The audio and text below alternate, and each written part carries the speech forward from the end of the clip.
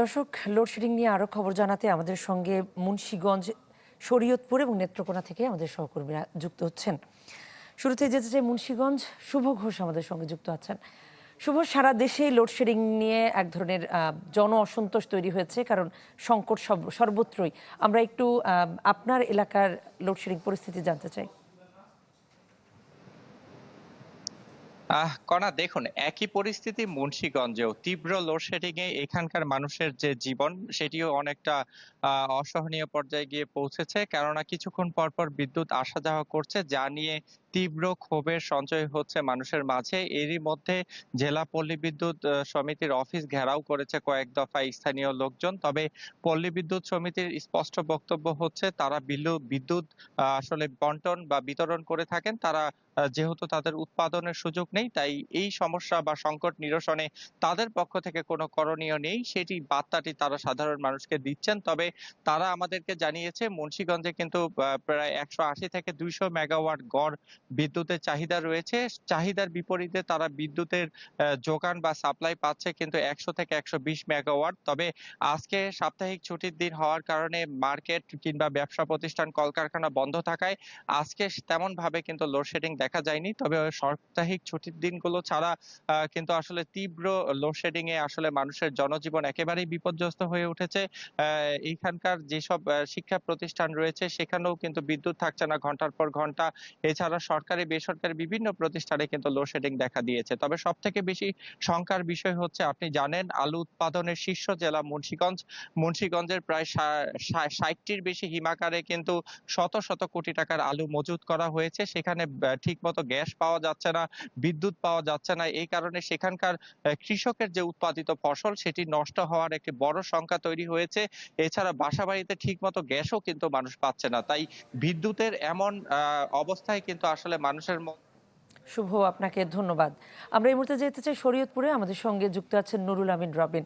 রবিন, শরীয়তপুরের লোডশেডিং এর পরিস্থিতি জানতে চাই। চাহিদা এবং যোগানের মধ্যে আসলে কতটুকু সামঞ্জস্য আছে? নগদ নিয়ে এলো হার না মানা হার অফার। সর্বনিম্ন ১০,০০০ টাকা রেমিটেন্স নগদে পাঠালে থাকছে স্বর্ণের হার জেতার সুযোগ। কণা, কিছুক্ষণ আগে মুন্সিগঞ্জ থেকে শুভ যেমনটি বলছিলেন, একই চিত্র কিন্তু শরীয়তপুরে আমরা দেখতে পাচ্ছি। বিশেষ করে গত এক সপ্তাহের পরিসংখ্যান যদি আমি আপনাকে বলি, এখানে প্রতিদিন গড়ে পল্লী বিদ্যুতের গ্রাহক যারা রয়েছে, তাদেরকে কিন্তু ১২ থেকে ১৪ ঘন্টা পর্যন্ত বিদ্যুৎ বিচ্ছিন্ন থাকতে আমরা দেখেছি। আর শহরের ভেতরে, পৌরসভার ভেতরে যেই West zone power distribution company ওজো পার্টিকেও যেই সরবরাহটি রয়েছে, সেখানেও ৮ থেকে ১০ ঘন্টা লোডশেডিং ছিল। তো কর্তৃপক্ষ যেটি বলছে যে জাতীয় গ্রিড থেকে তারা বিদ্যুতের সরবরাহ যেমনটি পাচ্ছে, তারা ঠিক সেই পরিমাণ বিদ্যুৎই এখানে সরবরাহ করছে। শরীয়তপুর জেলায় তাদের তথ্য অনুযায়ী মোট ১০৬ মেগাওয়াট বিদ্যুতের চাহিদা রয়েছে, যার বিপরীতে তারা গত এক সপ্তাহ যাবৎ ৫৪ থেকে ৫৮ মেগাওয়াট পর্যন্ত তারা বিদ্যুৎ পেয়েছে। এবং ওজো পাটিকর এখানে ১২ মেগাওয়াট চাহিদার বিপরীতে ৫ মেগাওয়াট পর্যন্ত তারা বিদ্যুৎ সর্বোচ্চ পেয়েছে, যার কারণে এই তাদেরকে বাধ্য হয়ে লোডশেডিং দিতে হয়েছে। তবে পরিস্থিতি কিন্তু কিছুটা উন্নতি হয়েছে গত কাল থেকে। বিশেষ করে আজকে সাপ্তাহিক ছুটির দিন, শুক্রবার অফিস আদালত কলকারখানা বন্ধ থাকায় বিদ্যুতের চাহিদাও কিছুটা কমেছে। আজ সকাল থেকে কিন্তু শহরের পরিস্থিতি অনেকটা স্বাভাবিক রয়েছে, গ্রামীণ পর্যায়ে পরিস্থিতি কিছুটা উন্নতি হয়েছে। আর আপনি জানেন, পদ্মা মেঘনা বেষ্টিত শরীয়তপুর কিন্তু প্রচুর পরিমাণে মাছের উৎপাদন করে থাকে, এবং বিশেষ করে ইলিশ মাছ সহ অন্যান্য নদীর মাছ, সেই মাছ সংরক্ষণের জন্য কিন্তু তাদেরকে এই বরফ প্রক্রিয়া করতে হয়। সেই জায়গায় এর প্রভাব আমরা কিছুটা দেখেছি। এছাড়া ক্ষুদ্র ব্যবসায়ী এবং হাসপাতালের রোগী এবং শিক্ষার্থীদের মধ্যেও ব্যাপক প্রভাব দেখেছি আমরা, যেহেতু তীব্র গরম এই মুহূর্তে বইছে শরীয়তপুরে।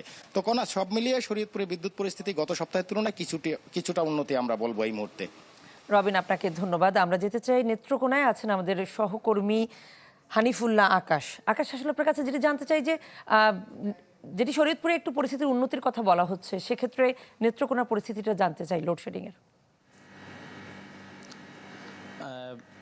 কণা, আমি এই মুহূর্তে আছি নেত্রকোনার যে পিডিভির একটি এলাকায়, যেখানে আসলে আমার পেছনেই আপনি দেখছেন যেটি হচ্ছে একটি কন্ট্রোল রুম। আমরা আপনাকে যদি একটু দেখাতে চাই, কন্ট্রোল রুমের ভিতরে আজকে সাপ্তাহিক ছুটির দিন হওয়ার কারণে কিন্তু এই নেত্রকোনাতে সাধারণত 18 মেগাওয়াট বিদ্যুৎ কিন্তু এইখানে চাহিদা রয়েছে। সেই চাহিদার তুলনায় কিন্তু আজকে কোনো এলাকায় কিন্তু লোডশেডিং হয়নি। এখানে কর্মকর্তা যারা রয়েছেন তারা বলেছেন, কারণ আজকে সাপ্তাহিক ছুটি হওয়ার কারণে কিন্তু ব্যবসা বাণিজ্য এবং অফিস আদালত বন্ধ থাকায় এখানে যে লোড এখন তারা বলছেন যে 14 মেগাওয়াট চাহিদা রয়েছে এবং 14 মেগাওয়াটই কিন্তু তারা পাচ্ছেন, যে কারণে আসলে আজকে সকাল থেকে কিন্তু পৌর শহরের কোথাও লোডশেডিং হয়নি। কিন্তু গতকালকের চিত্র কিন্তু একেবারেই ভিন্ন ছিল। গতকালকে যে চাহিদা ছিল 18 মেগাওয়াট, তার মধ্যে কিন্তু এই বিদ্যুৎ বিভাগ কিন্তু 12 মেগাওয়াট পেয়েছে, যে কারণে কিন্তু আসলে শহরের প্রত্যেকটি ফিডারে বাই রোটেশনলি লোডশেডিং করতে হয়েছে 1 ঘন্টা, কোথাও 40 মিনিট, এভাবে করে কিন্তু গ্রাহকদেরকে এইখানকার যে কর্মকর্তা কর্মচারী যারা রয়েছেন তারা চেষ্টা করছেন যে গ্রাহকদের যে সেবা সেটি দেওয়ার জন্য। এবং এখানকার যে আপনার নির্বাহী প্রকৌশলী, তার সঙ্গে আমরা কথা বলেছি, তারা বলছেন যে এখানকার কর্মকর্তা কর্মচারীকে যে সর্বোচ্চ সজাগ থাকার জন্য বলা হয়েছে এবং তারা চেষ্টা করছেন যতটুকু তাদের সাপ্লাই আসে সেটি যাতে গ্রাহকদের মাঝে সুষম বন্টনের মাধ্যমে সেটি গ্রাহকদের সেবা আর আওতায় আনা যায়। কণা। আকাশ, আপনাকে ধন্যবাদ। দর্শক, সাতক্ষীরা, মুন্সিগঞ্জ এবং নেত্রকোনা থেকে আমাদের সহকর্মীরা যুক্ত হয়ে জানাচ্ছিলেন সেখানে লোডশেডিং পরিস্থিতির খবর।